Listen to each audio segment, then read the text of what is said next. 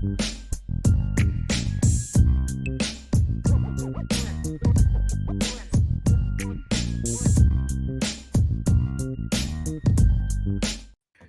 Nation Sports Talk up rolling on a Tuesday. Glad to have you with us on the show today. If you're watching live right now, you can see that there's, probably a familiar face to at least, like if you're watching other IB shows, including the one that just ran for almost 3 hours this afternoon, as well as the IB postgame show as well. A special guest host sitting in today, Trevor Trowbridge. Welcome to the show.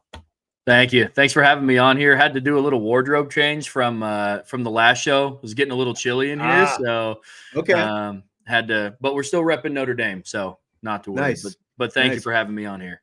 I like that kind of Carolina blue look that you've got with the Notre Dame pullover there. I don't think I've seen that anywhere. Where'd you find that? It was online at the bookstore. So they dropped this. They dropped this coaching line, and it was a golf quarter zip. And I golf a lot, not well, but I do it. And so figured might as well look the part while I'm out. Every golfer ever, right? Right. So I thought I might as well look the part and be a little comfy while I'm out on the course. So. Well, in addition to Trevor, we've got a special guest who's going to be popping in just a little bit. Len Clark is going to join us. He's got a book out, a Notre Dame related book that he's going to talk about. He's got a couple of book signings coming up later this week ahead of the Louisville game. So Len will tell you all about his book and where you can find it and all that kind of good stuff. But before I forget, we had a super chat come in yesterday. Literally, I hit the end button on the show, and as soon as it ended, the super chat popped in. It was from Joe. Thank you for the super chat, Joe. And Joe said, okay, so I go off the handle on social media at times, but I actually did see progression with Leonard last week. I'm just passionate. Go Irish. So, all right. Someone at least admitted to seeing some progression from Riley Leonard. I'm going to be quite honest. Things didn't get up as stirred up in the show yesterday as I thought they were going to be. So maybe Riley Leonard won more than just Joe over, at least for a week anyway, or at least for a half anyway. Things are starting to turn around for our boy Riley, taking steps in the right direction. And I know Brian just put out a good passing game breakdown from last week that I think put a lot of people's minds at ease, at least for now. I haven't read that yet. I did see the headline today as I was working on some other stuff, so I do need to jump in there and check some of that out. Okay, before we get into some nuts and bolts Notre Dame stuff, before Len Clark comes on, Trevor, we officially met maybe 12 minutes ago, something like that. I would say so. That's fair. Yeah.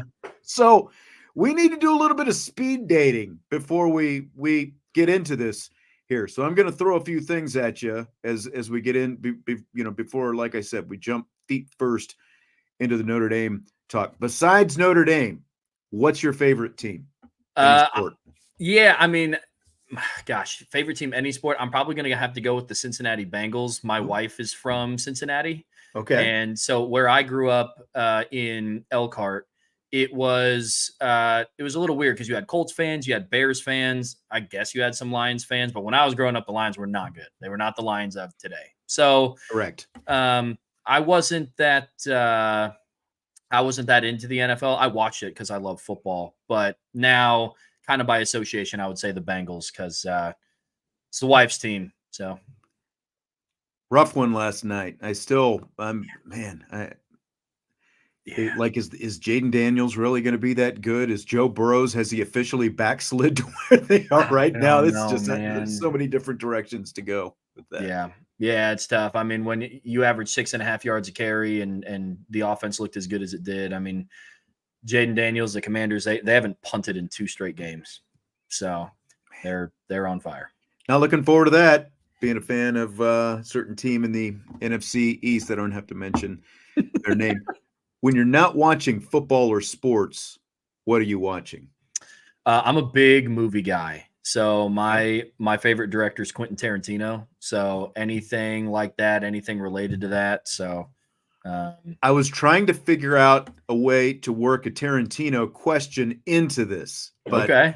I think that's already, like, if I had a bell, that would be a very good sign. Like, my wife and I, back in this would have been, I guess we were already married at that point. Like a couple years into marriage, Pulp Fiction came, Yeah.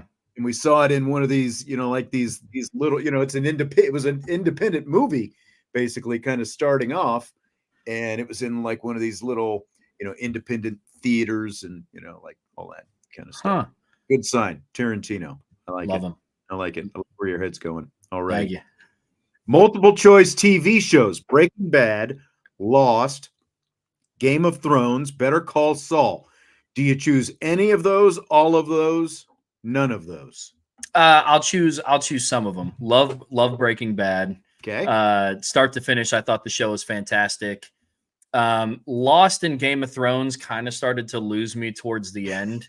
If I'm just being 100% honest, I mean, that's a lot of people were like that. Yeah. Lost was fantastic until they started to be able to like travel back in time. That lost me, no pun intended. But it wasn't too bad. Game of Thrones seasons 1 through 6 were fantastic, and then what happened.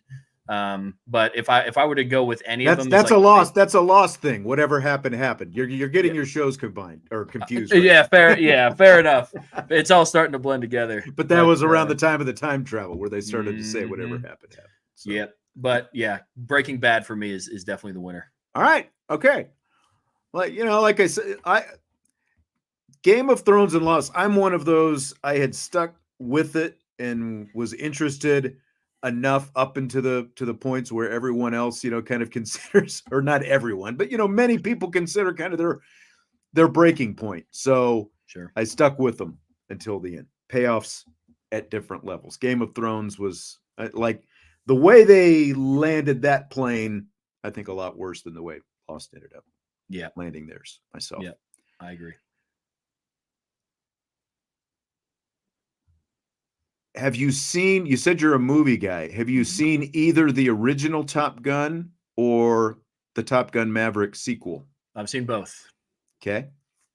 And thoughts? Look, man, I mean, come on. This could be make or break right here in our speed dating profile. Oh boy.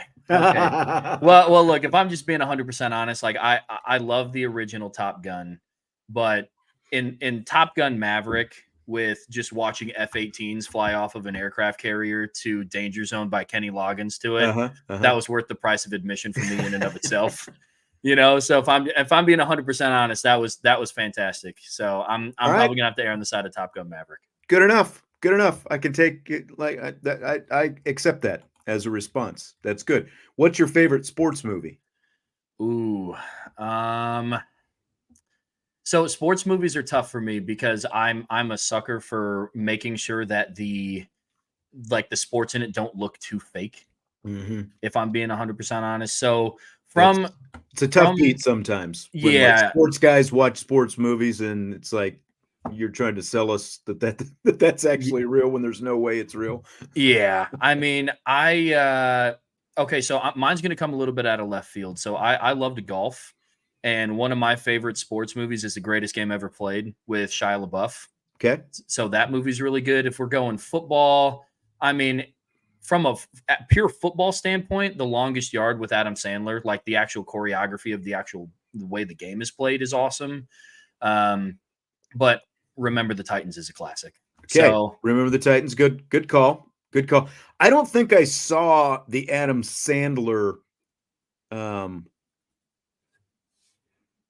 what was the name of the movie again? I'm drawing a blank. You just The Longest Yard. Thank you. I don't think I saw the Adam Sandler Longest Yard, just on the grounds that, like, I'm old enough to remember the original. And the original to me with Burt Reynolds was so good. I didn't want to ruin it with the remake, basically. But so I can't comment. And I don't think that I've seen The Greatest Game either. I might have to check that out. So I'm not a big golf guy though. So fair. It's in it's set stage in I think it's like the 1800s, and it's like the first time an amateur won the US Open. So Sloppy Joe says For Love of the Game is the greatest sports movie ever. I don't know if he's saying this because he knows we've ripped it to shreds on this show before. The actual baseball part of For Love of the Game is one of the best sports movies ever, which could basically be done in probably about 40 to 45 minutes. It's the rest of the movie where that movie falls off the rails. So, Wade Garrett, Ozark, his favorite. I'm glad you brought that up because I totally forgot about Ozark, another good show on Netflix, obviously, just a few years back. Final question. Have you ever sat in your lawn chair in your yard and yelled at either the clouds or at kids to stay off your yard? Well, right now I live in an apartment, but there is, if I had the ability to, I probably would. I think I'm okay. All right. I think that puts you right on track with, one of the other co-hosts of this show. Fair we enough. Can just call you Vince Jr. is what we can call you. And, we'll just go with that. You got it. Well, I tell you what, our guest is here. So let's go ahead and talk to Len, and then we can pop back in and we can talk a little bit of Notre Dame football, since Trevor made it through the initial, the testing phase of this show. Let's bring in Len Clark right now. How's it going, Len? Hi, Sean. How are you? I'm good. It's great to see you. Well, you're throwing me right in. I just entered the room, and then you called for the relief announcer. I didn't want you just sitting there getting cold the whole time. I know you've been out there, getting your warm-up tosses in and all that kind of stuff. So I didn't want you cooling down too far, in the bullpen before we brought you in. You've got a new book out right now. I do. And it is called, help me, Teddy and the Gipper. There's so many words in this name. I always forget, I knew Teddy and the Gipper, a Notre Dame Friendship. And it is a children's book, illustrations, and the whole thing. How long did you work on this? How long did it take you to from start to finish? How long did it take? Well, first of all, thank you for having me. I've known you a long time. I really admire your work. And to preface, it's a children's book, I would say from 9 to 99. It's a little bit of a tough read for the younger kids, but a lot of the kids that are in their 80s and 90s have told me they've really enjoyed the book. But if I can start, Sean, the book saved my life. Really? The book really saved my life. You know a little bit about my story. Last year, 4 days before the start of the season in Dublin, I was fired. I was brought back to work for a media organization, and out of the blue, I was told I had no job. So the contract wasn't honored. So basically, I had no income. I was not credentialed. I come from an educational background. It was too late to get a college teaching job. So I hit rock bottom. And so I had to rebuild myself. And so I really want to thank Bob Lovell of Network Indiana, who helped me get credentialed last year. I only missed one game. I missed the Tennessee State game. And then I live in Portage, Indiana. And so the Portage Township schools took a chance on me to substitute teach. So that was really my income. But to write the book, I needed something to get my spirits back up. And so I had about an hour a night as I was trying to rebuild myself. And that's when I pulled out an old outline that I started about 5-6 years ago, because they say everybody has a book in them. And I had taken down some notes. And I started to write. And to quote a famous Notre Dame graduate and journalist, Red Smith, who worked at the New York Herald and the New York Times, somebody asked him about writing. They said, "How do you write?" He said, "Sit down at a typewriter, open up a vein, and bleed." Right. And so that's what I did every night starting last fall, is that I would dedicate an hour and I opened a vein and it just came out. I bled. And it's a little autobiographical because it's about an individual who ends up teaching at Portage High School, my hometown, and retires back in 1973. But I also wanted to do something nostalgic. You know, we're celebrating the 100th anniversary of the Four Horsemen and the famous lead by Grantland Rice of outlined against a blue-gray October sky. Right. And then I wanted to do something to capture the Notre Dame spirit. And we know all the adage that Lou Holtz has talked about. If you've never been to Notre Dame, you won't understand it. If you're there, you can't explain it. And so the best way that I could really convey the Notre Dame spirit, something that you, Trevor, and Sean know, the only way I could do that was to write a book. And so everything just kind of came together. So Teddy and the Gipper, A Notre Dame Friendship, is about a boy 9 years old back in 1919 who lives in Chicago. But his father, who is a first-generation Irish immigrant, grew up in South Bend. And his dad gets a job at the Studebaker plant, so they have to move. So a 9-year-old boy doesn't want to leave his friends. He plays on the baseball team in his neighborhood. So he moves to South Bend, he and his dog Snacks. And the first person he meets is George Gipp.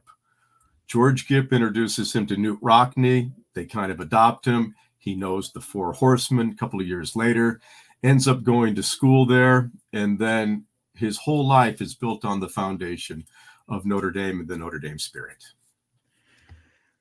That's awesome. I didn't realize there was, so much revolving around, kind of the timing of the whole project and all that kind of stuff. I mean, it sounds like you had it on the back burner, obviously, for a little bit. And then you kind of took, okay, now necessity, this is going to kick me into gear and I'm going to make this happen. It's one thing, I think, to come up with the idea. It's another thing to actually make it happen. How, like when you're going through this process of writing your own book, trying to get it published, all these different things, like what was that aspect of it like? Like, did you have to have sort of your, more than just an outline together, to get this thing actually into a book format? As I said, everything happens for a reason. And Red Smith said, open up a vein. I opened up both arms, both veins, and I bled profusely. But everything happens for a reason. And last fall, I'm very good friends with Jim Augenstein at Augie's Locker Room. And that's part of my game day tradition. I would go over there in the mornings. And I met a local South Bend artist who did this whimsical style art. And I said, one day, we're going to work together on a project. And it happened faster than I thought, because I said, Jared, I've got this idea for a book. Would you read it and kind of conceptualize some ideas for the artwork? And he jumped on it immediately. He really makes the book. I mean, I just put the words down. He added the emotion. He added the flavor. He added the sight and the smell. He made the book come alive. And that's the cover of the book. Teddy and the Gipper, A Notre Dame Friendship. And that's Snacks, the dog, and Teddy looking at the Golden Dome. And to answer the question, Sean, when you're passionate about something, it just starts rolling out. We're broadcasters. We're not writers.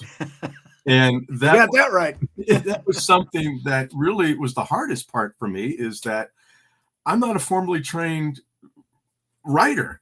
But as I said, I had that 1 hour and I really wanted to maximize it. But when you have a passion and you want to tell a story, and now it's Notre Dame historical fiction, but there's a lot of historical facts that have been embedded in my brain for years that I have finally brought out. When I was in graduate school at Notre Dame, I came across an autobiography of a retired priest named Cornelius Haggerty. And I mentioned him in the book. He was a character. He was actually from South Bend.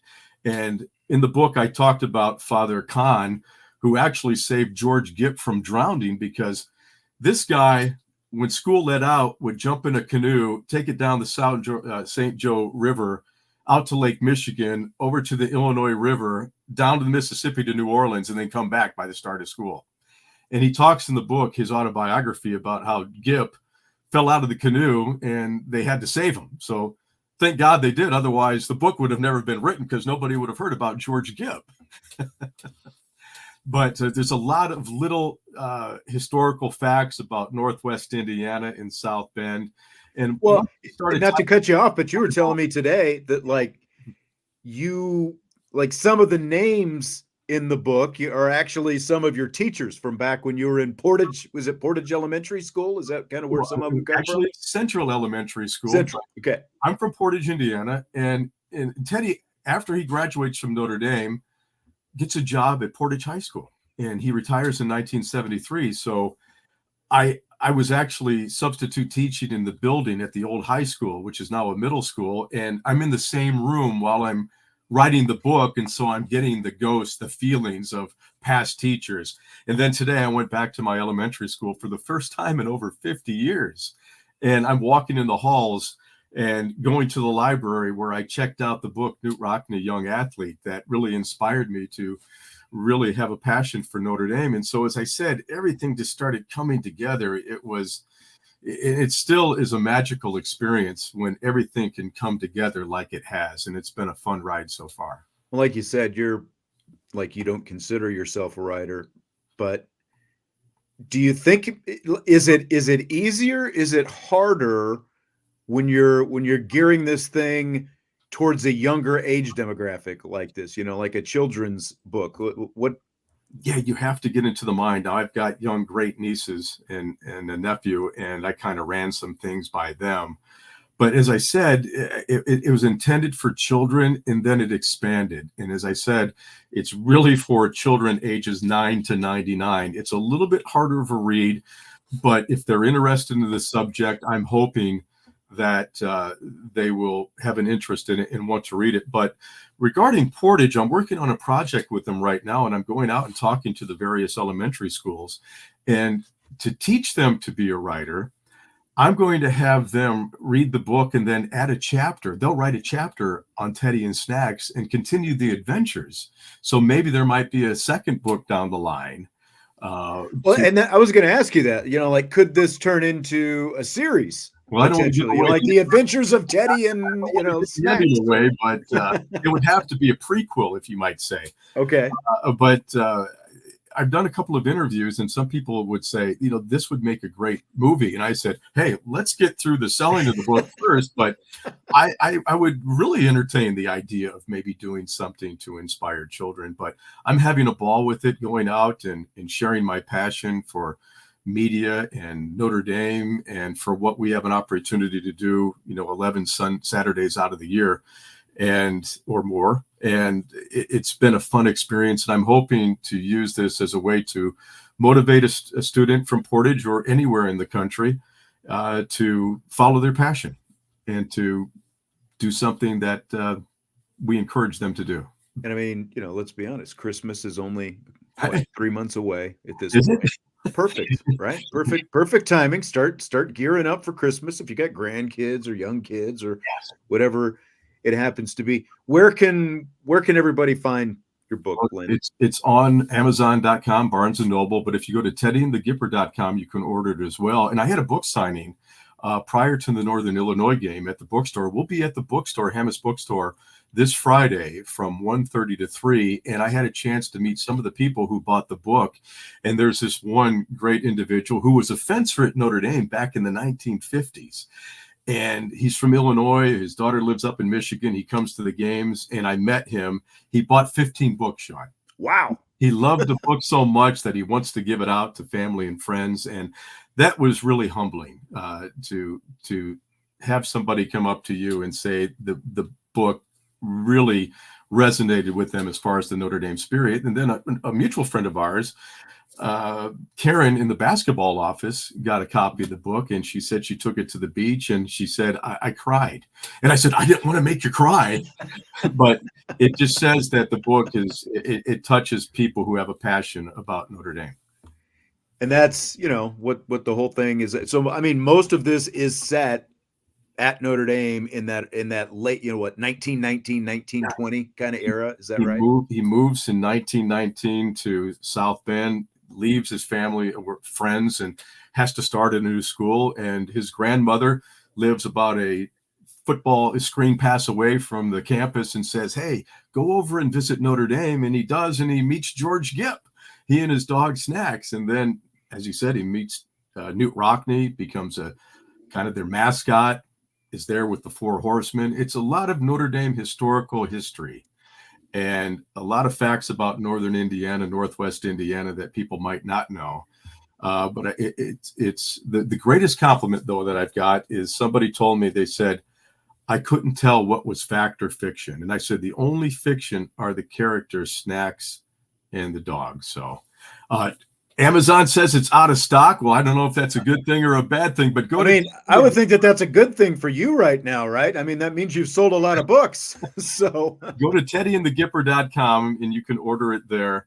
And we'll teddyandthegipper.com. Yeah. And we can make sure that you get a copy and support the work that you're doing. Anybody who buys a book will make a $5 donation to a charity that you guys are in favor of there, Sean. So, all right. I put that up there. teddyandthegipper.com is where you can go and find that. Len, I know every once in a while, well, I think basically like every week after the game, I see you post these. It's like Notre Dame game recaps in the style of Grantland Rice, who is obviously from that time. Like, is that era, like, are you kind of fascinated with that era of Notre Dame, basically? I consider myself a Notre Dame historian, and we're getting so far removed. It's 100 years of the Four Horsemen. And what I do, I come from a teaching multimedia. I taught at Notre Dame and around the country, but I always adopt a new piece of technology, and AI is all the rage. And so I wanted to do something to commemorate the year, the 100th anniversary. So I'm using AI I'll write a game story and then have AI put it into the prose of Grantland Rice. Now, somebody said, well, do you have his voice? And I said, well, Grantland Rice was a writer. Then I found out he did a little radio as well. So I actually cloned his voice. Really? So you can actually go and read the game story of the win over Miami, Ohio in Grantland Rice prose, but then also listen to the story in his own words. And then I'm actually going to put up the Outlined Against a Blue-Gray October Sky. So we've read it many times. We've heard people read it, but now you can actually hear it in the words, and you can listen to Grantland Rice do that. He did his own book on tape, huh? No, well, I'm doing it for him, No, but I mean, it's his voice. So it's his voice. Yeah. Like I said, using the AI technology tools, I found him doing an interview with a baseball player, and I grabbed it and cloned his voice. And what's even creepier, I can actually get a picture and have his mouth move. That's a little bit creepy. That is a little creepy. The audio, and it's such an interesting way, the prose that the sports writer used back then. We're really into the stats and the figures and really don't paint the picture. But when you listen to Grantland Rice, it's almost poetry. And I've learned a lot just by doing this project. And I'm so glad that you brought that up, because I'm not going to do it next year. It's a one-time thing in honor of the 100th anniversary. All right. Teddy and the Gipper, a Notre Dame Friendship. And again, I put the cover artwork up here on the YouTube video, so you can kind of see it. That's the Golden Dome and the admin building, and that's Teddy and Snacks running up there right there. And you can go to teddyandthegipper.com. And the local artist is Jared Basker, who's from South Bend, Indiana. Okay. That name is familiar. I don't know why, but I don't know if I've ever met Jared. I've seen his art. And we'll also be at Augie's Locker Room Friday before the bookstore, and on Saturdays as well. So over at Augie's, you've seen Jared's work. So give those times that you're going to be there again. Well, I'm going to get bright and early over at Augie's on Friday morning, and I'll be there up until about 1 o'clock. And then at the bookstore, the Hammonds Bookstore on the Notre Dame campus, from 1:30 to 3. And then Saturday, I'll be at Augie's in the morning before we have to go over to Notre Dame Stadium and cover that Notre Dame Louisville game. All right. Sounds good. Again, you can go to teddyandthegipper.com, and then hopefully they've got it available on Amazon. Again, I'm taking that as a good sign. I don't know how many you have to send to Amazon when you do that, but I don't know how that works. Back end, I'm not part of that, but I guess that's a good omen. And maybe a lot of people are listening to you right now and going out and buying the book. All right. Sounds good. Len Clark, appreciate it. And good luck with continued success with the book. It sounds like things are going pretty well right now. And I will see you again this weekend, my friend. Thank you, Sean. Nice to meet you, Trevor, and we'll talk to you on Saturday. Okay, sounds good. Bye. That is Len Clark. And again, you can go to teddyandthegipper.com to find his book. I mean, that was a lot more detailed than I thought it was going to be for a children's book. I don't know about you, Trevor. Yeah, that was really cool. I'm one of the people that just went to I'm one of the people that just went to the website and bought the book. Not gonna lie. Oh, nice. Yeah. Nice. I mean, Lynn's doing some sales right here. Gotta be happy about that. But it was really cool. It's cool to hear his story and how he came up with the idea to write it. And you said that you guys have known each other for a while, right? Yes, through radio back when I was with the first. I was telling you that I used to work for the group Artistic Media here in town is what it's called, that owns U93 and some other stations. And before he even moved to town, he was doing radio in another part of Indiana, and he, I think he, had some connections like with one of the, radio syndicators or something like that. And so that's kind of how we met informally. And then, so we've known each other for quite some time now. That's awesome. Yep. Before we get into rapid fire, we came into this show planning on talking about some Notre Dame confidence, like some confidence in some different aspects of Notre Dame football. So we're going to rate each of these things on a scale of 1 to 10 in our confidence that we have in them right now after 4 games heading toward Louisville this weekend. Let's start with the Notre Dame offensive line. What's your confidence in the offensive line? 6. I give Notre Dame a 6 just because maybe call me a victim of just like buying into the O-line U thing, but I'm somebody that really dating back, you hear about, we had Zach Martin and Zach Martin was fantastic. And then Notre Dame loses Zach Martin, then enter Riley Stanley. And then you just started this pipeline of fantastic offensive linemen that have came through the school. So I don't want to grade them any higher because there's still a lot of room for improvement that the offensive line needs, but I wouldn't rate them any lower because for it being so far a season with you lose Charles Jagasaw to start the season and you're starting a true freshman left tackle and you have 2 backups already at center and right guard. Mm-hmm. I think they've done pretty well with what they've gone through so far this year. Yeah, I mean, I'm seeing 6s, a 5, DK being DK with his 10 in there. I'm right around that same, like I'm in the range you are. I'm closer to a 6. I do wonder what my confidence would be if Charles Jagasaw hadn't gotten injured a week into training camp. And even if Ashton Craig and Billy Schrauth, like how dominant potentially could that offensive line be? I think that pass protection is the biggest issue, and specifically over on that left side where Jagasaw is gone. I mean, Anthony Knapp is doing the best he can. There's only, I think, so much that you can expect from an undersized true freshman at this point. He's doing a solid job, but I don't think it would be, I don't think it's near the same like as if Jagasaw were still out there. And they're doing a nice job with run blocking. It's the pass blocking aspect that knocks them down a couple of points, basically. Yep, I agree. I'm right there with you. I think if the pass blocking continues to improve, I think that number starts to go up for me, but it's just hard to grade him above a 6 right now. Oh, so DK clarifying a little bit. He says 7. These young guys like a fight. Stymie is at a 7. Joe, 5 passing, 6 running. I'd probably bump him up to like maybe a 7 running, 5, and like 5 passing, and then my average is the 6, maybe right around there. But I like the split like that. Josh says 6, 7 if they improve, and there is still room for improvement. I thought they played better against Miami last week.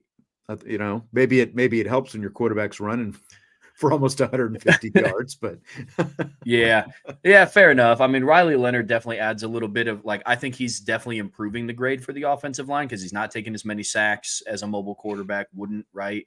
He's definitely helping open up the run game because he himself has taken 2 guys out of run fits for defenses because they have to account for him. Yeah, exactly. And that was one of the questions that came up for Marcus Freeman after the game Saturday night was, with the offensive line that you've got and the fact that you've got 3 starters out there who wouldn't have been the starters back during training camp, do you need a dual threat quarterback to kind of counter some of that? And I think at least to some degree you do. Yeah. I don't think that you could have just a pure pocket guy back there, or it might look, like if you had Jack Cohn back there, for example, I think it could look a lot worse just because you've got a guy who's just not going to move nearly as well. Yeah, I agree. I mean, that's what I think what has helped open up Notre Dame's run game so much. It's no mystery that Notre Dame's main goal is to get the ball into the hands of number 4 and number 24. And if they didn't have the dynamic runner that they did at quarterback, I think it'd be a lot more difficult to spring those guys loose. Correct. How about pass rush? Scale of 1 to 10. Your confidence in the pass rush right now. Honestly, right now, I'm leaning more towards a 7. Boubacar Traore has shown me something. That guy is a playmaker, man. I mean, what Notre Dame has been lacking, I think, especially on the defensive line over the last couple of years, has been a dominant pass rush. Like really since Isaiah Foskey left, that consistency at that. Bryce Young is starting to come into his own, and unfortunately, Jordan Botelho, his knee injury is unfortunate, but even he was having a really good season before he got hurt. But next man in mentality, I think Boubacar is doing great things. Josh Burnham's about to come back healthy. Bryce Young is going to start coming into his own. And now if we can just get RJ Oben starting to play there a little bit in that field, I think that number starts to bump up for me. But I'd put him somewhere around a 7. Yeah, and I'm like high 7. I'm even pushing 8. What knocks it down is without Burnham, they've got some nice things from Bryce Young so far. They're just not getting much from RJ Oben right now, and that's a big part of that. We saw Howard Cross get his first sack last week, and we'll talk about the interior line specifically here in a second. Yeah, you're right about Botelho. It's like the guy was finally coming on, and then he gets injured. The only, from a team aspect, like, oh, now Boubacar Traore has taken off as well. It would be fabulous if you could kind of see both of those, because there would probably be a lot of times where you could have seen both of those guys out there together doing some different things had Botelho stayed healthy. But just where they are right now, I'm a 7, and especially if Burnham does come back this week, like that's what we need to see is getting some more from that strong side as well. But I feel pretty good about it. Yep, I'm in the same boat. USMA 87. Is Oben even playing? That's the rumor. Let me look at his snap count here real quick if I can find it. I know he's obviously been out there, but I want to tell you exactly what his snap count has been so far. 31 against A&M, dropped to 11 against Northern Illinois, 18 against Purdue. Played 35 snaps. Most he's played all season against Miami last week. Okay. But again, it's like a little bit in witness protection just based on the production that unfortunately we haven't seen from him. Exactly. Exactly, USMA. I think we're on the same page. How about interior defensive line? What's your confidence in that group?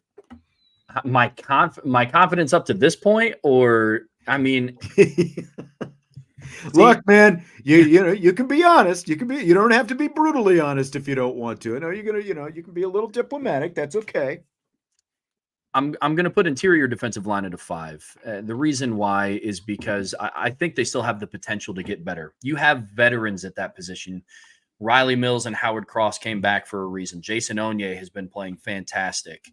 I think they need to do a little bit of different things schematically with Donnie Heinisch, but I'm not going to grade it any higher because I think compared to the expectations that they had coming into this season, in my opinion, they've kind of fallen short of that.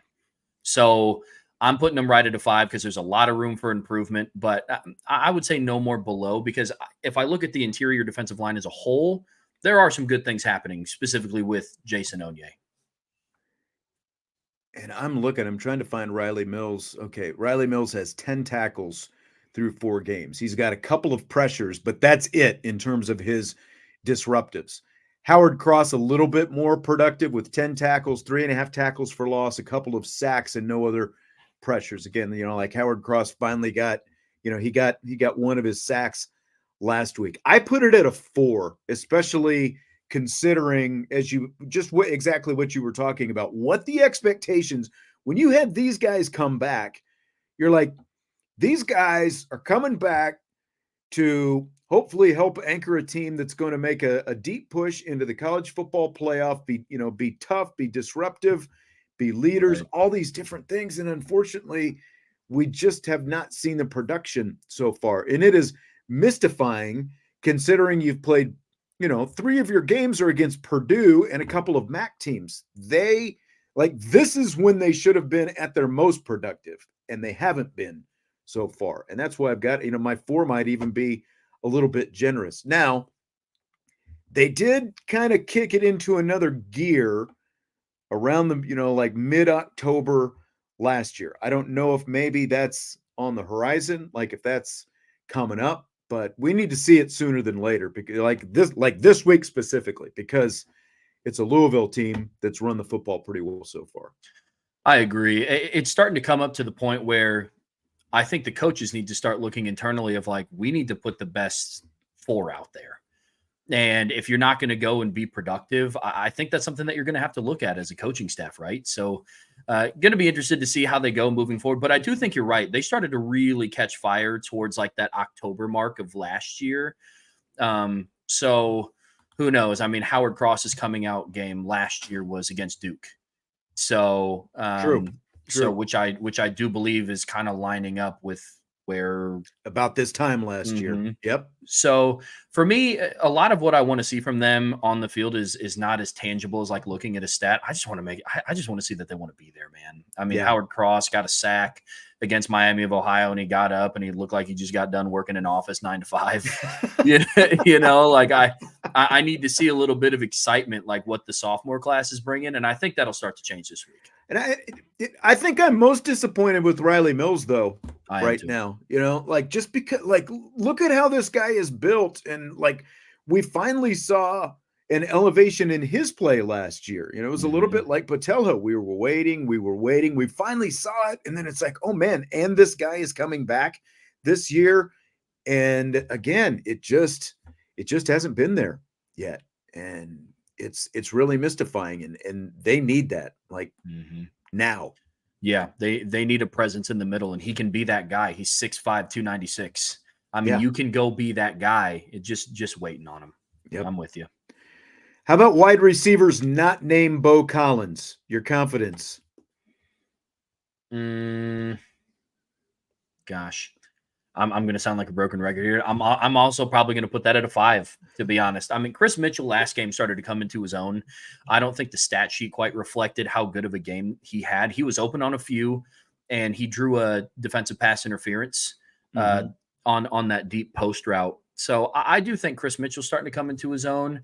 I know we're all kind of waiting for Jaden Greathouse to kind of come into his own, but wide receivers not named Bo Collins, I'm putting it at a 5 right now, because wide receiver is a tough position to grade out, because part of their job is reliant on the facilitator. Quarterback's got to get him the ball. And, that nice little, that diving kind of low that low throw that Riley Leonard made to Chris Mitchell, to kind of, piggybacking, he really started to show some good things, as an overall wide receiver last week. And I think that's something that he wasn't really asked to do at Florida International, Yeah, no, I agree. I think the wide receivers are owning their piece in the blocking game too, which, okay, do you know what? Actually, that's what I'm going to raise it up.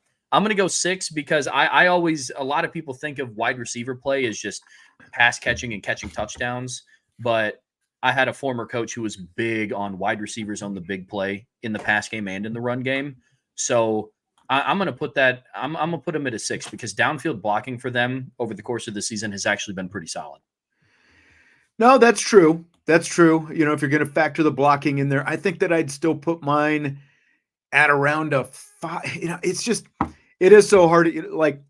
Riley Leonard him slowing down his reads and actually seeing these guys. And, if he was actually more consistently distributing the ball, that would give us a more clear picture. It does feel like, though, 2 years in a row, we have hyped the heck out of this wide receiver group, and then we just haven't seen production on the field.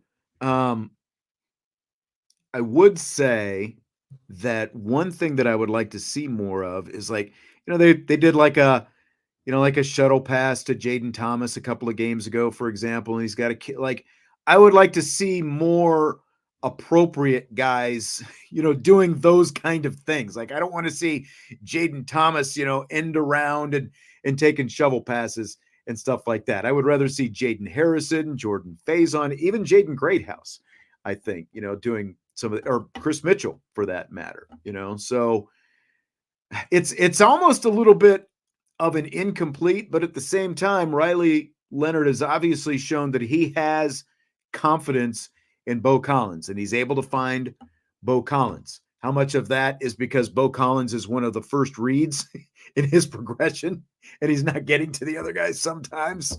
That might play into it. But it's just too hard right now to give him a much higher grade than that. No, I hear you. And it's tough because the sample size is so small. Yeah. Like, it's so hard to give a grade on, like, basically a receiving core outside of Bo Collins that gets 2 targets a game per receiver. So, mine's a little bit more optimistic. I do agree with what Hayden is saying as well. I do think they are getting more open this year than last year. We've seen plenty of, especially the intermediate routes. Like, you're seeing a lot of that. And again, like, how much of that is on Riley Leonard? How much of that is on maybe the faith that he has in what's going on to his left, in terms of, like, the clock is sped up maybe a little bit for him, those kind of things that, again, they're things that you're never going to hear either Mike Denbrock or Riley Leonard or Marcus Freeman say out loud, but I have to think that some of those things factor into it as well. Yeah, absolutely. Absolutely. Depth of the Irish secondary. What's your confidence there? Honestly, like, I'm going to put it at a 6, a conservative 6 for right now, just because losing Jaden Mickey is a blow. No matter what narrative people want to try to spin, you're losing a kid who has a lot of game experience and who is a talented football player, still a scholarship athlete at Notre Dame. But the talent that you have behind him with Carson Hobbs and the talent you have behind him with Leonard Moore is promising. The only thing that's starting to freak me out right now is Notre Dame is 1 injury away from having to start a true freshman at corner. Mm-hmm. And that's why I don't rank it higher. If I'm ranking my confidence on a scale of 1 to 10 from a skill set level, I would put it higher than a 6, but from, like, a comfortability type feel, I mean, we had Brian and I just talked about this in the previous show. You don't want to. I love when Notre Dame plays freshmen, because to me that shows that you, like, earned it and, like, you're ready to play. Yeah. But you don't want to put yourself in a spot where you, like, to be ready. You know what I mean? Yeah. So that's kind of the fine line that they're starting to walk right now. Yeah, I agree. Mine is a little bit higher. I'm right around a 7, and again, it's because of in large part due to what we've already seen from Leonard Moore. And, like, like when we saw Benjamin Morrison as a true freshman a couple of years ago, it's like, okay, well, where's this guy coming from? But I mean, then look how he ended up playing, Sure. And, Christian Gray, we saw flashes of him obviously last year, but the depth is what we're talking about. But I have confidence that the next guys in line can play fine, and then if we're talking about injuries after that, then maybe I get a bit more concerned. But I'd put it at a 7 right now because I have a lot of confidence both in Mickens as well as the skill that the next 2 guys have. Sure. And then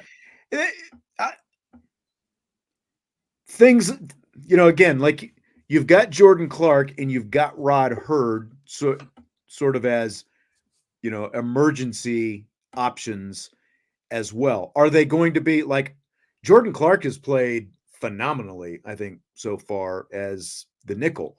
Like, does that translate to the outside? Probably not as well, but I mean, as impressed as I have been with him so far and just what he's been asked to do, I've got to think that he could give him something there if needed as well. So yeah, I think the depth could go a little bit farther than just who's on the depth chart at corner, but I just Right. don't think that's a spot that they want to be in. But I mean, I think if push comes to shove, they have players that could play out of position if they need to. Right. Okay, last one. Your confidence in the quarterback, Riley Leonard. 7. And I'm pretty firm on that. How I judge a quarterback's progression is week over week improvement. And if there's one thing that's staying constant with Riley Leonard is his ability to make plays in the run game. And that to me is huge, right?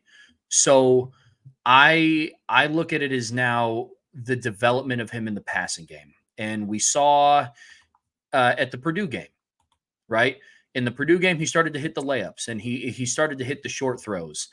Little bit of lackadaisical passing when it came to anything past 15 yards. And then you almost kind of see the difference in games with Miami of Ohio. He couldn't hit the layups, and he was pretty on the money with things 15 yards or farther down the field. So you're starting to see that progression and him getting more comfortable in the pocket. So for me, I think that my confidence in Riley Leonard right now is a 7. Mine's a 7 as well. There's obvious things that need to improve in the passing game. I think that we all acknowledge that. But this is a dual threat quarterback. And probably the biggest question, other than is he ever going to actually complete a pass downfield, going into last week, was, okay, what does happen in a 2-minute drill? Because we saw it against Texas A&M, not quite, at the end of the game, but it was later in the fourth quarter when he had to lead a drive. He led them to a touchdown. They take the lead. They never, then you put it in the hands of the defense, and we all know how that worked out. But what would happen when they were in a true 2-minute? Well, we saw it.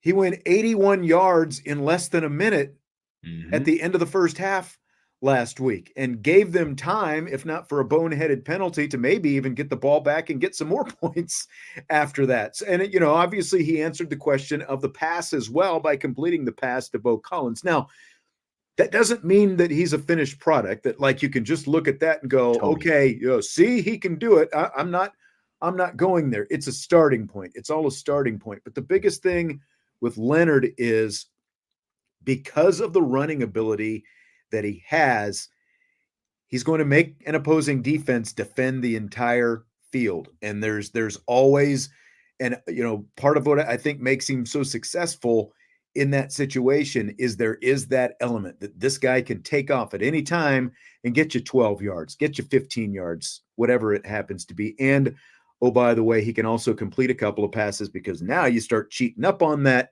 He can throw it over the top. So, yeah, I mean, he adds an aspect to the offense that the other quarterbacks in the room, frankly, just can't. And I think for Riley Leonard, some of it is going to be tailoring your expectations to what you're going to think you're going to see from him.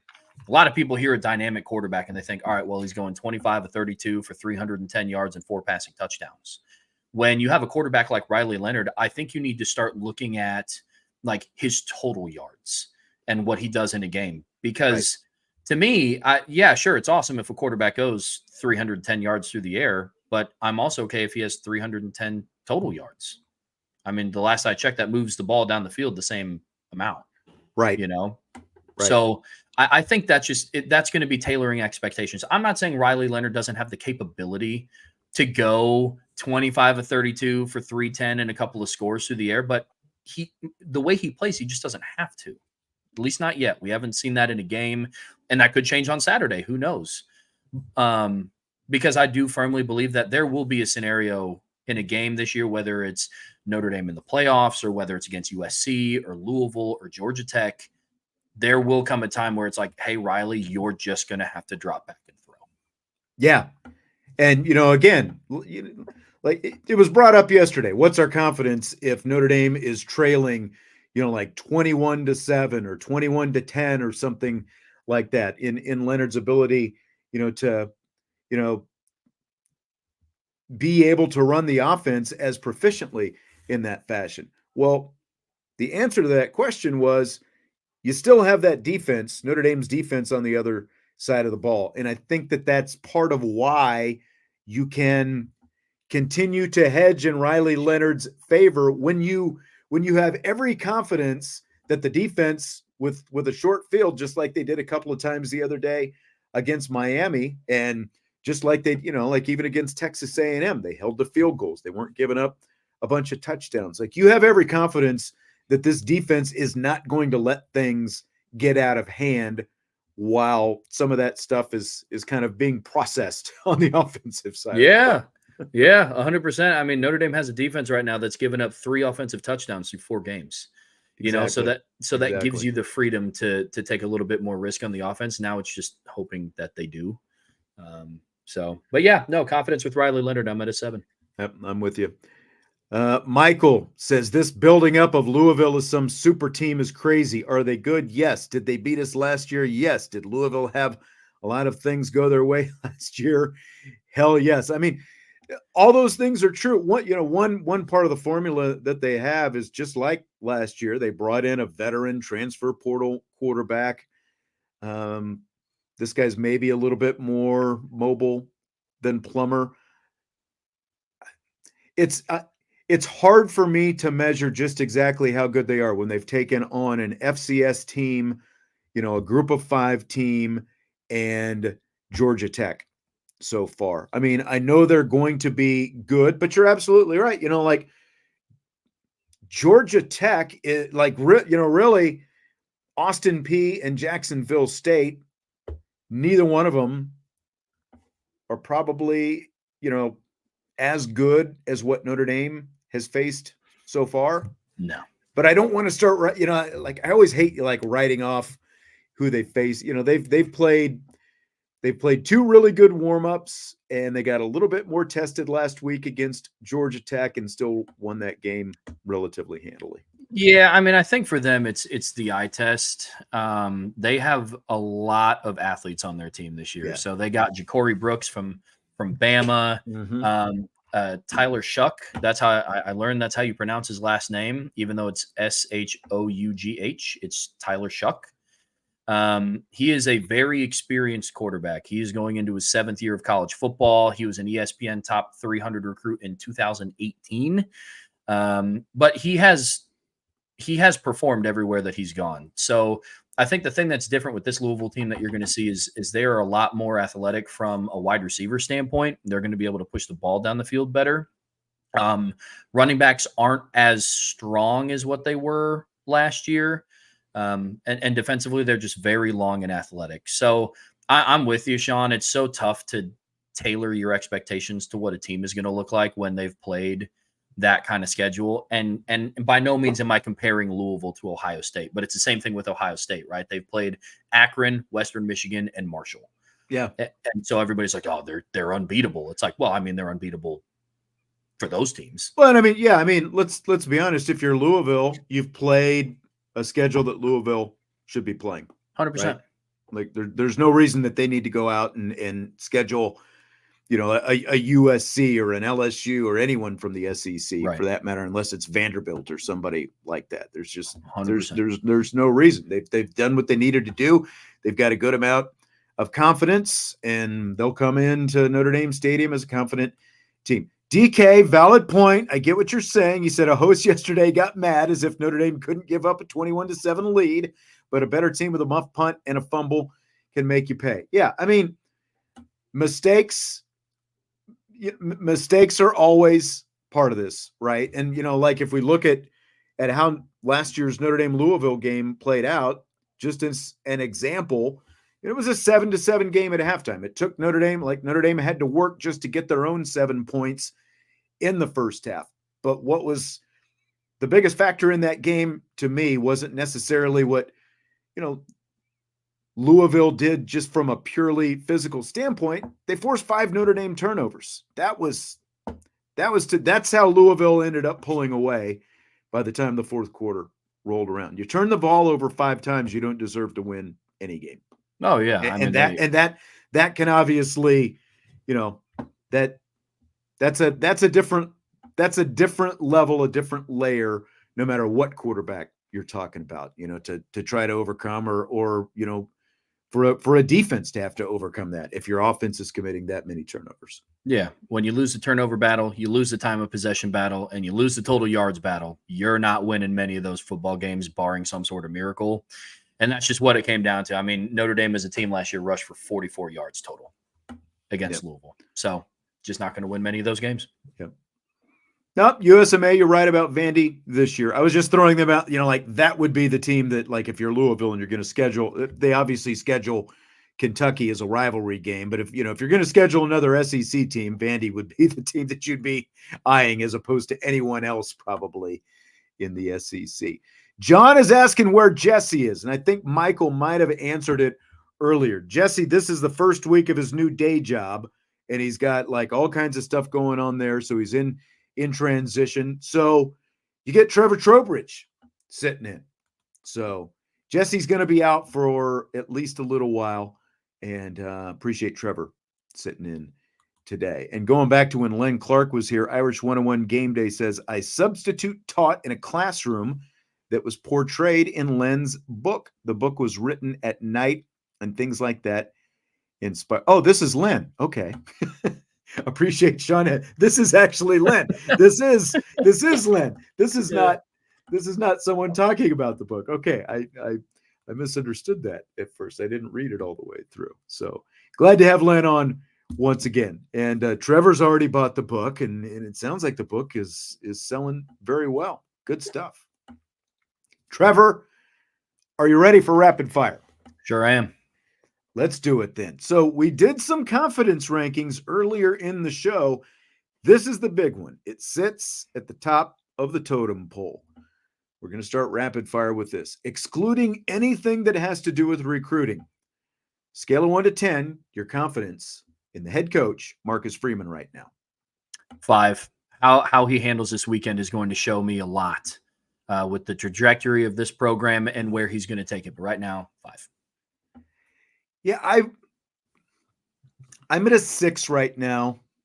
This weekend is going to show me a lot as well, especially in terms of a potential, full circle type moment, because, we don't have to rehash all of it, but Marshall and Stanford, year 1, 10 men on the field at the end of Ohio State. And it's like, okay, how much of that is on the head coach? How much of that is on the position coach for not having the right group of guys out there for the, all those different things. Okay. But then total letdown, total meltdown at Louisville. And, again, a lot of it had to do with the turnovers that were being committed. Sam Hartman's first real kind of day as a Notre Dame player. But sure, as Louisville fans will remind you, they saw that before when Sam Hartman was at Wake Forest, and they were kind of expecting that. But Notre Dame didn't seem like they were in the right frame of mind in that game last year either, and how much that played a part in it. They didn't look like they got out coached at Clemson last year. And it is really curious to me that Notre Dame played their worst games last year, albeit against some at least decent teams on the road, whereas so far this year, you've got 4 games. They've played better in the 2 road games than they've played in the 2 home games against what are supposed to be inferior opponents, against MAC opponents. So this is a really big test in a lot of different ways for Marcus Freeman for me, because coming into this season,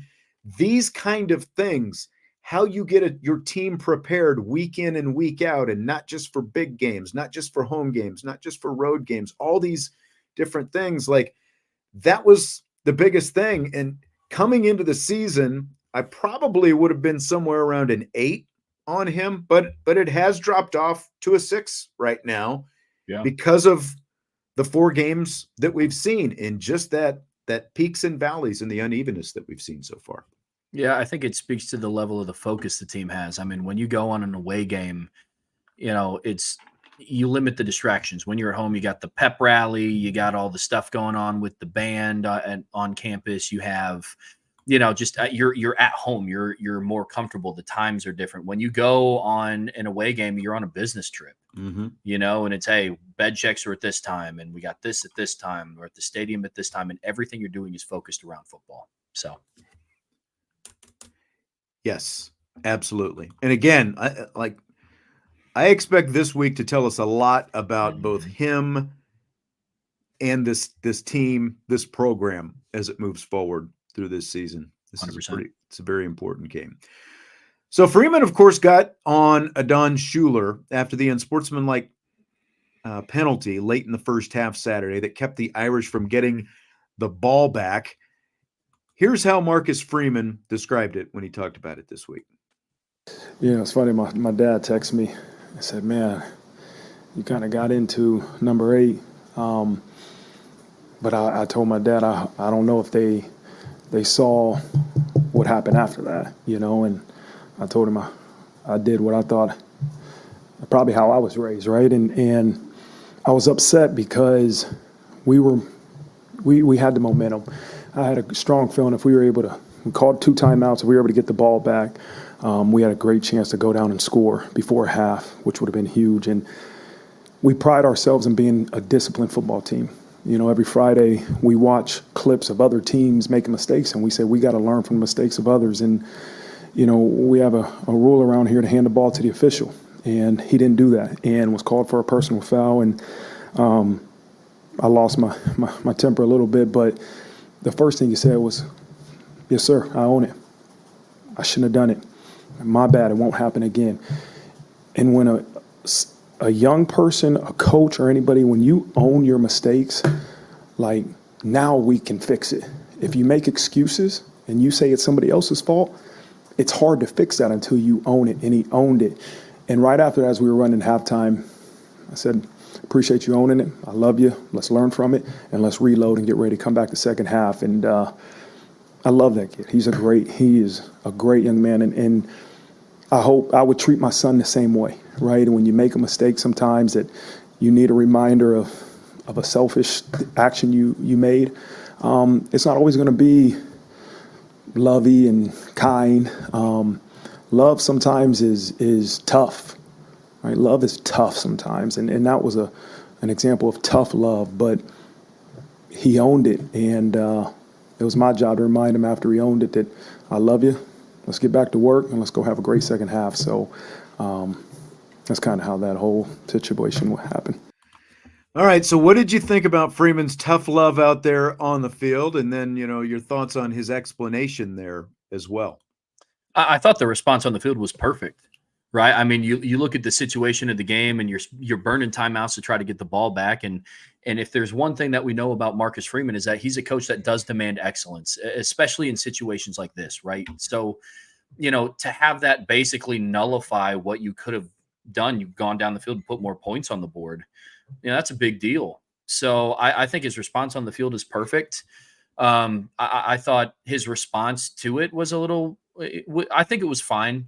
I think it's a little weird when, like, a coach has to justify, like, why he's getting after one of his players after his players, like, really messes up. Like, I think that's a little bit, like, I get it. That's the world we live in, though, right? It is. Like, especially when it's caught on camera, because one of the things that did happen, he explodes on him in the moment, which I thought was completely deserved. It's like, that was as boneheaded play as you could make. It's 4th down. You're about to get the ball back, and then you do something like that. So he explodes in the moment. I think one play goes by, and then they're over on the sideline, and he's, Freeman's covering up his mouth with his hands, to make sure that the cameras can't see the rest of whatever it is he's saying. Yeah, no, I agree. I mean, it's just one of those things, dude. I mean, if I had a nickel for how many times I watched Nick Saban explode on somebody on the sideline, I'd be able to pay my rent next month. But, I understand it's a generation in the time that we live in now, but you had a player that messed up, and yeah, to Sloppy Joe's point, he knows that he messed up, and Adon Schuler is known as being a very mature player. Yeah. But, I do think it's weird that what was the conversation like with Adon after that? And it's like, guys, he made a boneheaded mistake and his head coach got after him, like that's.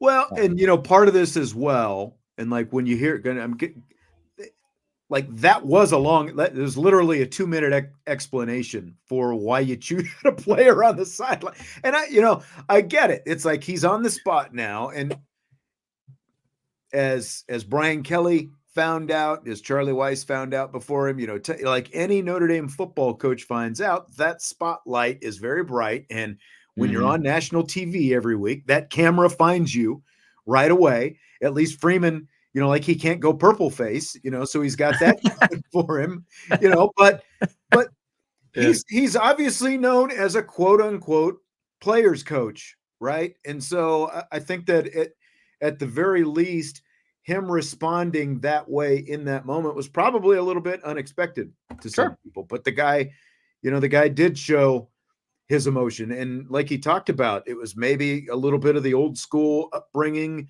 kind of tough love, upbringing that he had from a dad who was a career military man and all those different kind of things. And maybe like when you think about it that way, maybe that's why Marcus Freeman in general has kind of gone the other way with his, like his general approach to things, like I'm not going to be sort of that old school guy, day in, day out, marching orders, all those different things. He's a little bit different in general. But the other part of this is, like the old, you got to know who to kick in the butt and you've got to know who you can pat on the back. And ultimately Freeman did a little bit both with a Don Schuler, but because of Schuler's maturity, like you talked about, I think that Marcus Freeman knew that he could handle it if he lit him up the way he did. And I think everything that he did was appropriate. Yep. I agree. Wanted to go back a couple of comments that came in as we were talking about this weekend. Interesting. Michael said this game's going to be chippy. If you look around enough on YouTube, Louisville coaching staff let it be known they outcoached Freeman last year. I have to think this coaching staff is laser focused. I mean, I would hope that they're laser focused every week and that it wouldn't just take, like this kind of thing. But I think that like those are not comments that I haven't heard before about the Louisville coaching staff and some of the, things that came up afterwards. And there's like, even though Notre Dame and Louisville don't play very often in football, like the basketball program and like, because of the ACC connection, there's definitely, especially from the Louisville side, like there's zero love lost when it comes to Notre Dame. I will tell you that much. And, Jeff Brom, like Marcus Freeman, goes back to Purdue. And, so I don't know, like how much comes from that as well. But yeah, I think maybe it's just like a weird little chippy Midwest thing. Like Notre Dame has been a Midwest powerhouse for so long, and I don't know, Louisville's trying to stake their claim. So I don't know, maybe it could be something like that, but I don't know. It's weird. You would like to think that the Notre Dame coaching staff doesn't need any like locker room propaganda from the Louisville coaching staff to be laser focused for this game. Yeah. I think just looking at the box score from October 7th of 2023 is enough to get you laser focused for this game. But that's just me. I don't disagree at all. And Baldwin's errant shot, he said for years or for almost a year now that Notre Dame will smack these guys this season. They have to be motivated to get something back for that game against Louisville last season. And, it's Louisville has come up, and I can't even remember the context. Like Louisville has come up from time to time, even before this week. Like it might have been during training camp with some of the players and stuff like that. Like it's come up. I have no doubt that there's going to be some chippiness out there on the field, and if that's what it takes, I'm fine with. As long as you don't, do what Don Schuler did. As long as you keep your head when you need to keep your head, I don't mind a little chippiness. It's football. I'm fine with that. Yeah, I mean, I would almost err on the side. I'd go as far to say as I would prefer to see it. This has been a pretty stagnant Notre Dame team over the last couple of weeks. Like, I mean, even against Purdue, like they played like it. They came out pissed off and they wanted to, really prove a point. And that was fantastic. But I mean, I want to see a team that's out to do business like that. That is what I want to see. Like yes, play and live between the whistle, but like it's okay to show a little bit of passion. This team embarrassed you on national TV last year. It's okay to get up and start talking a little something after the whistle. Yeah. I'm okay with that. Just don't be ripping off helmets. Right. I think we want to see a little spark. We want to see Yeah. some fire from these guys. I Mhm. mean, let's be honest. That's kind of been missing so far this year. And I realize it's not as easy to get up for MAC teams and Sure. all those different kind of things, but hopefully we see that this weekend. Mm-hmm.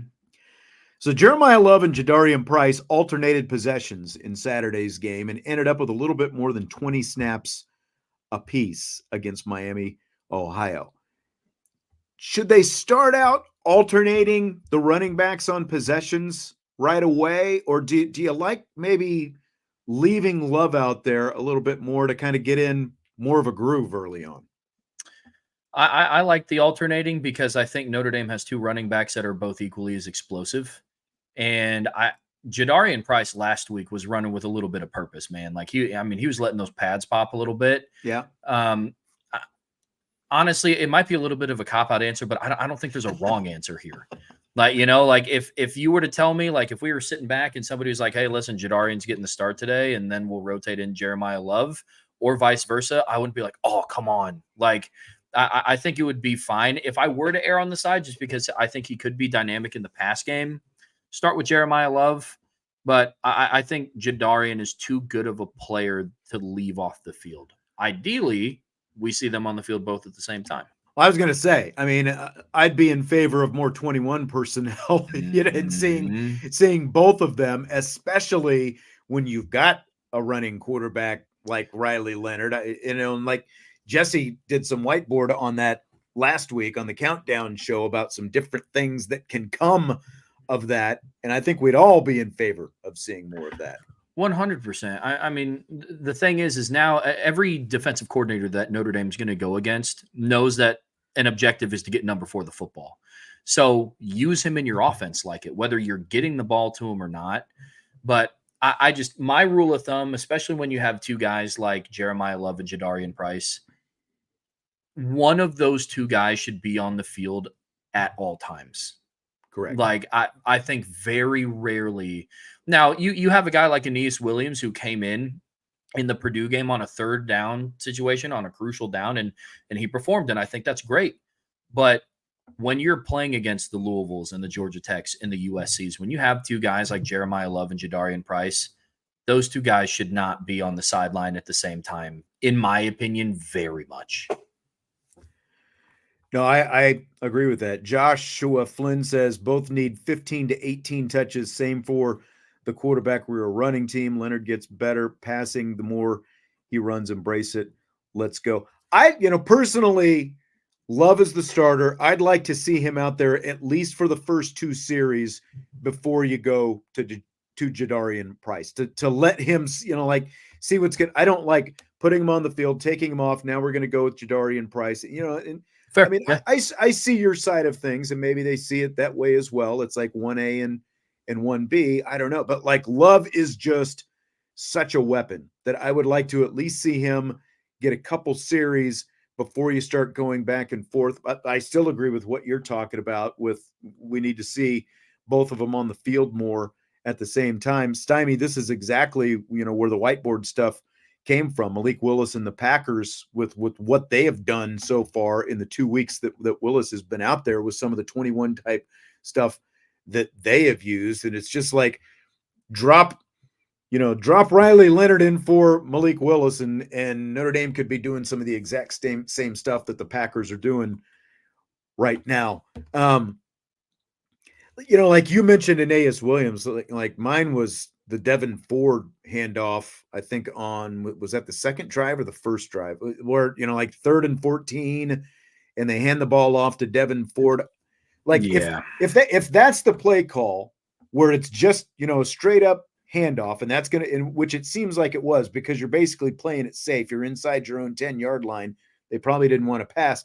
Like that needs to be Jeremiah Love out there. Now, if it's, if it's like, Riley Leonard, like he's making a pre-snap read and he's determining I'm either going to pass or I'm going to run. okay, I understand Ford because he's your pass pro guy and all that kind of stuff. But That's what I was going to say. If Devin Ford is your third down running back for strictly a pass pro purpose, okay. But if you're just going to, because you're backed up, I know exactly what drive you're talking about. It's the third drive of the game. Notre Dame's backed up near their end zone. It starts out the series, Devin Ford and Aeneas Williams were on the field at the same time. Then Jeremiah Love came in and got a negative 4-yard rush. They brought back in Devin Ford because it was third down, but then they ran with him, which, like, I'm not saying that Devin Ford is an unskilled runner. I mean, he is still a running back at the University of Notre Dame. right. But if that's Jeremiah Love, he might actually turn that into a first down if he's carrying the ball instead. Yeah, 100. I mean, if it's Jeremiah Love or Jadarian Price, I mean, Jadarian Price against Purdue had a 75-yard touchdown run when they were just trying to burn the clock to take it into halftime. Yeah. You know, like you never know. And it has nothing to do with Devin Ford's skill set, but you have two guys that are just absolutely explosive. How they're not on the field on third down in that situation specifically is beyond me. No. And I don't know. Like, we always wait for all these things that we've seen little pieces of, and we think that maybe when the opponent gets better, it's like, oh, now we're going to see more of this because this will be, you know, like the secret weapon or the, you know, like a big part of the game plan or whatever. But then it never materializes. And that's the thing with me, is I just really still am having a hard time figuring out exactly what the true identity of this offense is. Right. Yeah, I agree.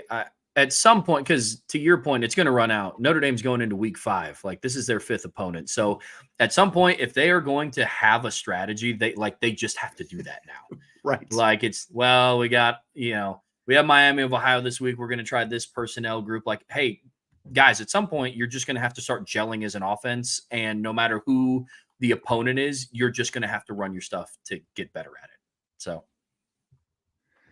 So Adam Zucker of CBS and Reese Davis from ESPN didn't include Notre Dame in their top 25 ballots for this week's AP football poll. Fair or foul? That foul. I don't really know how you do that.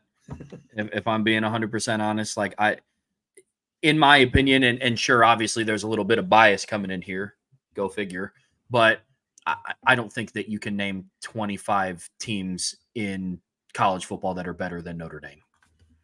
Like, I think you could name like 10 right now, like this current state, but I mean, not including them in your top 25 is silly.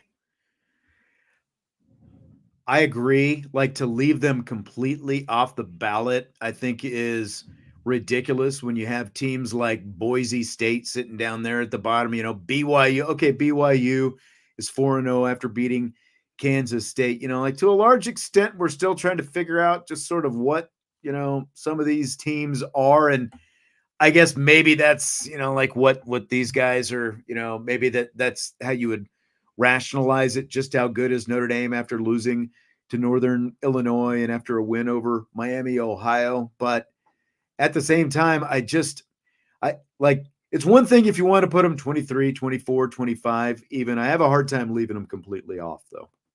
Yeah, I mean, AP voting is just weird. I mean, Michigan dropped from 10th to 18th after they got beat by 30 at home to Texas, and then they beat 11th ranked USC at home with 37 passing yards, and then they jumped 6 spots in the AP poll. So AP voting is just weird to me, if I'm being honest with you, because there's a good chance if Notre Dame beats Louisville this weekend, they just swap places. I mean, there's a good chance that happens. Yeah. So it's just weird. Yep. That's very true, because and that's the thing with Notre Dame, is they're kind of in a place right now where you might even start to see more of these, kind of like being excluded from more and more polls, just because there's not going to be much to impress anybody the rest of the way. And that's probably, again, how guys like this can rationalize keeping them off their ballot to begin with, because it's like, well, what have you done? Well, okay, you did beat Texas A&M, I guess, but okay. Fill in the blank. Atlanta Falcons owner Arthur Blank putting himself into the team's ring of honor is blank. Hilarious. I don't know, man. That's weird to me. Like being feels a little conceited. Plus, I don't really know what he's done that much for the Atlanta Falcons organization, and that just could be me not knowing enough. But I think that's a little weird. Yeah, it's kind of like, one of these dictators, like declaring him, like, oh, I get a hole in one on every hole, like like those, like, or like, oh, I am the basketball champ, like when Dennis Rodman, remember Yeah. when he went over, to Southeast Asia and all that different kind of stuff. It just, what has, the Falcons have been to a couple of Super Bowls. They obviously haven't won a Super Bowl, and they infamously, blew the worst lead in Super Bowl history. And I find it pretty comical for the owner of a sports franchise to put himself in the Ring of Honor when